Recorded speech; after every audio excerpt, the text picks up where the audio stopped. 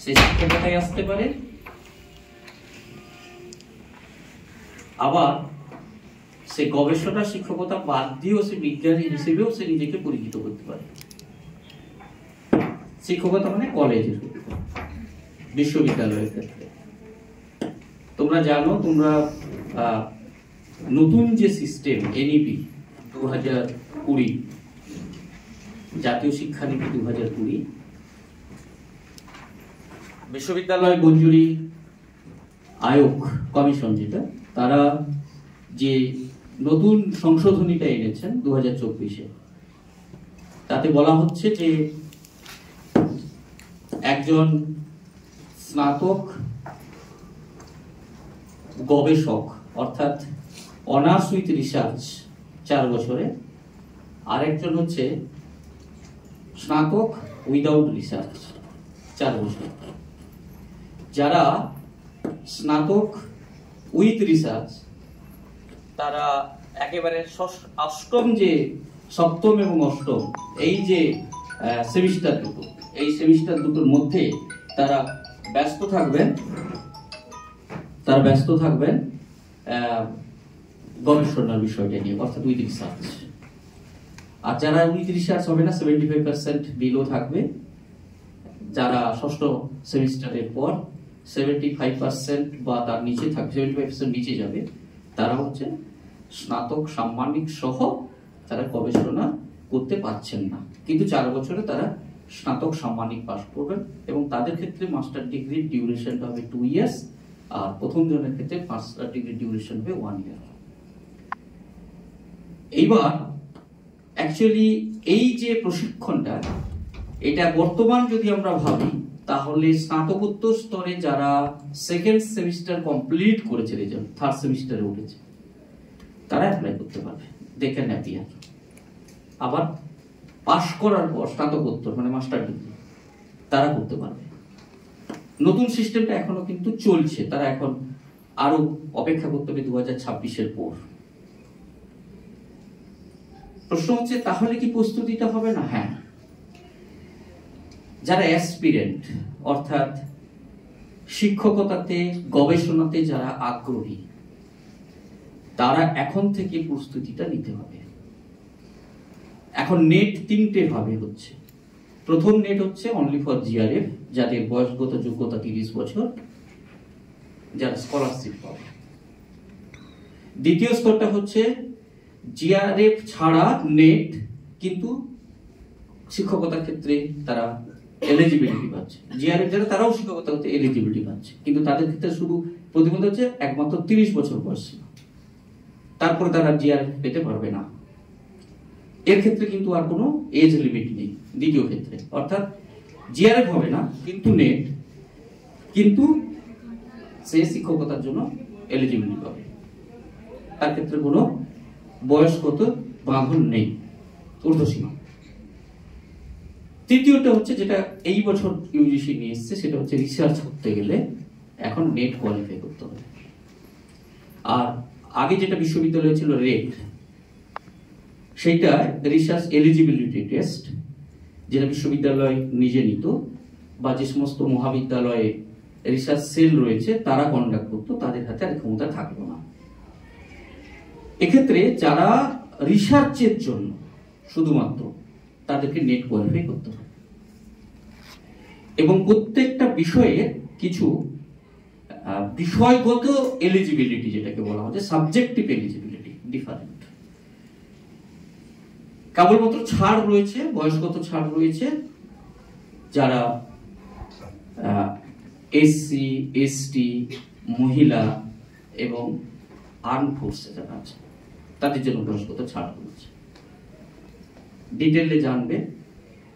এবার paper 1, paper 2, paper 3 এখন জানো যে এনটিএ, ন্যাশনাল টেস্টিং এজেন্সি, তারা সার্বিকভাবে নেট পরীক্ষাকে চালনা করে। আর সেট পরীক্ষা, সেটা অবশ্যই অনুমোদিত হতে হবে ইউজিসির দ্বারা। যেমন আমাদের পশ্চিমবঙ্গের সেট পরীক্ষা এই 15 তারিখে রয়েছে।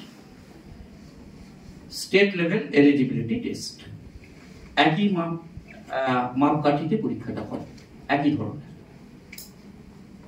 সব প্রদেশের যে সেট রয়েছে তা নয়, এখনো পর্যন্ত মনে হয় 14টা বা 15টা স্টেটের যাদের সেটকে ইউজিসি স্বীকৃতি দিয়েছে, তার মধ্যে পশ্চিমবঙ্গ অন্যতম। সেট পরীক্ষা দিয়ে জিআরএফ পাবে না, জিআরএফটা কিন্তু সম্পূর্ণ আলাদা, এটা হচ্ছে পুরো ইউজিসি স্কলারশিপ। কিন্তু সেট পরীক্ষা দিয়ে কিছু রাজ্য সরকারের শিক্ষা বিভাগের কিছু রয়েছে স্কলারশিপ, সেটা পেতে স্টেট ফান্ড, সেটা শুধুমাত্র এখানে হবে না, সায়েন্স অ্যান্ড টেকনোলজি ডিপার্টমেন্টও রয়েছে, সেটাও পাওয়া যাবে, কিন্তু গবেষণার সুযোগটা পাওয়া যায়। কিন্তু বলে রাখি, সাধারণত নেট কোয়ালিফাই না করলে এরপরে আর কোনোভাবেই তোমরা রিসার্চ করতে পারবে না। রিসার্চের জন্য নেট কম্পালসারি। এখনো পর্যন্ত 2024-এ যে নিয়ম এনেছে বিশ্ববিদ্যালয় মঞ্জুরি কমিশন, সেই অনুসারে এনটিএ করে, NTA testing agency, national testing agency, তারা দুবার পরীক্ষা নেয়, একবার জুন মাসে, একবার ডিসেম্বর মাসে। এবার তারা পরীক্ষা চালনা করে, আগে পরীক্ষাটা চালনা হতো, পরীক্ষার প্রশ্নের ধরন আলাদা ছিল, এখন কম্পিউটার বেসড পরীক্ষা হয়ে গেছে, অর্থাৎ সবই মাল্টিপল চয়েস কোশ্চেন, কম্পিউটারে বসে যে যাতে পরীক্ষা দিতে হবে। লাস্ট যেটা বাতিল হলো গত বছর, ওরা পুনরায় আগের সিস্টেমে ফিরতে গেছিল, কিন্তু সেটাতে কিছু সমস্যা হয়, তোমরা সকলে জানো, কিছু কিছু ক্ষেত্রে ব্যতিক্রম হয়, সেটা বাতিল হয়েছে। এটা হচ্ছে আমাদের মূল জায়গা। এবার প্রশ্নটা হচ্ছে ফোকাসটা কোথায় থাকবে আমাদের অ্যাজ এ লার্নার, শিক্ষার্থী হিসেবে আমাদের ফোকাসটা কোথায় থাকবে?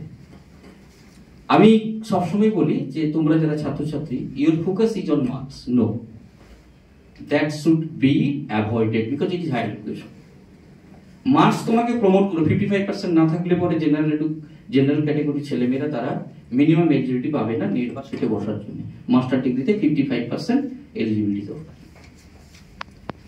ছাড় যেগুলো আছে আমি আগেই বলেছি, সেই ক্ষেত্রে কিছু মার্কসের ছাড় রয়েছে। তাহলে প্রশ্ন আসবে, তাহলে কি আমরা মার্কস অটোমেটিক আসবে?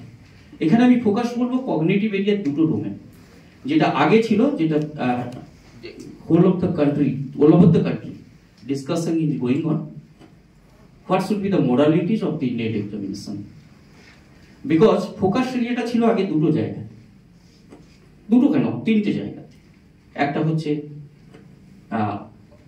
Knowledge and understanding focus area, একটা ছিল অ্যানালাইটিক্যাল, আর একটা ছিল থট প্রভোকিং অ্যান্ড রিসার্চ। তিনটে এরিয়ার দিকে ভেবে কোশ্চেনটা হতো এবং কোশ্চেনের মার্কসটা সেইভাবে থাকতো। এবারে তাই আছে, কিন্তু মাল্টিপল চয়েসে যে সমস্যাটা হচ্ছে, ফোকাসটা অ্যানালাইটিক্যাল জায়গা থেকে সরে গেছে, কিন্তু আন্ডারস্ট্যান্ডিং এর উপরে সবচেয়ে বেশি জোর এসেছে।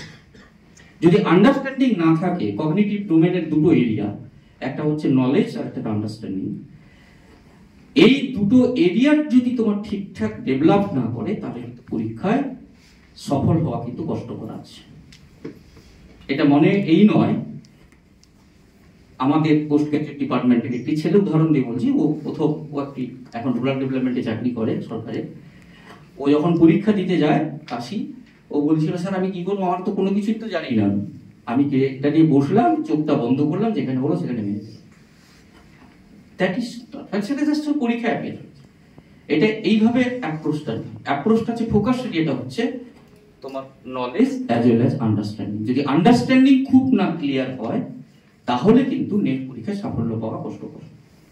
ফলে ফোকাসটা আন্ডারস্ট্যান্ডিং এ যাবে। ফলে হায়ার এডুকেশনে এসে আমাদের ফোকাসটা মার্কস, আমাদের ফোকাসটা কিন্তু নলেজ বা আন্ডারস্ট্যান্ডিং এ নেই। কি করে পরীক্ষা আমি পাস করবো, কত বেশি নম্বর পাবো? ম্যাডাম স্যার সাজেশন দিন, নোটস দিন, দ্যাট কিন্তু আমাদের কাছে খুবই ভালো হবে এটা পেয়ে গেলে। মার্কসটা দরকার, আমি অস্বীকার করছি না, কিন্তু হায়ার এডুকেশনে আমরা ভালো ছাত্রছাত্রী আজকে পাচ্ছি না গবেষণা স্তরে, তার মূল কারণ হচ্ছে আমাদের ফোকাসটা শিফট হয়ে গেছে। আর আজকের এই যে আয়োজন, এই আয়োজনে দুটো বিভাগ, আমাদের মহাবিদ্যালয়ের শিক্ষা তথ্য বিভাগ এবং বাংলা বিভাগ, তাদেরকে আমি আমার আন্তরিক ধন্যবাদ জানাই, কৃতজ্ঞতা জানাই, যেরকম একটা সুন্দর প্রোগ্রাম তারা ভেবেছেন এবং আয়োজন করেছেন। আমাদের মতো সংস্থা রয়েছেন শিক্ষাদ্বীপ ফাউন্ডেশন, তাদের থেকে এসছেন, তারা এই ব্যাপারে আরো বেশি আলোকিত করতে পারবেন তোমাদের। সেখানে এখন থেকে তারা চেষ্টা চালাচ্ছেন, তোমরা কিন্তু স্নাতক সাম্মানিক স্তরে যারা ফিফথ সেমিস্টার কোন প্রিভিয়াস পাস করে গেছে এরকম কেউ আছে নাকি? পাস আউট কেউ আছো? নেই। উদ্দেশ্যটা হচ্ছে তোমরা বলবে স্যার এখন কেন নেব, আমার তো মাস্টার ডিগ্রি হয়নি। না, টু ওরিয়েন্ট ইয়োরসেলফ, তোমাকে ওরিয়েন্ট করা হচ্ছে যে তোমার এতে তুমি যেন আগ্রহী হও, তোমার অ্যাসপিরেশনটা সেই জায়গায় পৌঁছতে পারে এবং বেসিক নলেজটা তোমাকে দেওয়া। তার জন্যই তোমাদের এই স্নাতক সাম্মানিক স্তরের দুটো বিভাগ, এডুকেশন এবং বেঙ্গলি, এই দুটো ডিপার্টমেন্টের ছাত্ররা আজকে এখানে উপস্থিত হয়েছে। আমি ধন্যবাদ জানাই আজকে যারা শিক্ষাদ্বীপ ফাউন্ডেশন থেকে এসছেন, আমাদের মহাবিদ্যালয়ে এরকম একটি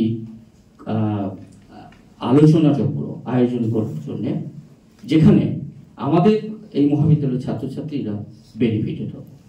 আমরা যারা মূলত শিক্ষার সাথে জড়িত, গবেষণার সাথে জড়িত, আমরা একটা জিনিস দেখতে পাচ্ছি যে দিনের পর দিন অনেক ভালো নম্বর নিয়ে ছেলেমেয়েরা আসছে, কিন্তু যে ছেলেমেয়েরা আসছে তাদের একদিকে যেমন ইন্টারেস্টটা অনেকটা কম, তেমনি ভাবে রিসার্চ ফোকাসটা অনেকটা সরে গেছে। এইটার জন্য আমাদের সবচেয়ে বেশি সমস্যাটা তৈরি হয়েছে।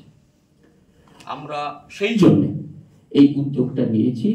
তোমরা প্রত্যেকে আজকে আলোচনায় অংশগ্রহণ করো, তোমাদের মনের মধ্যে যা প্রশ্ন, তোমাদের যা জিজ্ঞাস্য, সেই জিজ্ঞাস্য তোমরা রাখবে। আশা করি আজকের এই আলোচনা চক্রের সার্থকতা সম্পূর্ণভাবে আমরা এবং তোমরা উভয়ে আমরা লাভ করব। যদি আমরা বেনিফিটেড হই, আমরাও বলছি কারণ আমরাও কিন্তু বেনিফিটেড, তাহলে আজকের এই আলোচনার সার্থকতা। ধন্যবাদ সকলকে, যথাযোগ্য সম্মান জানাচ্ছি।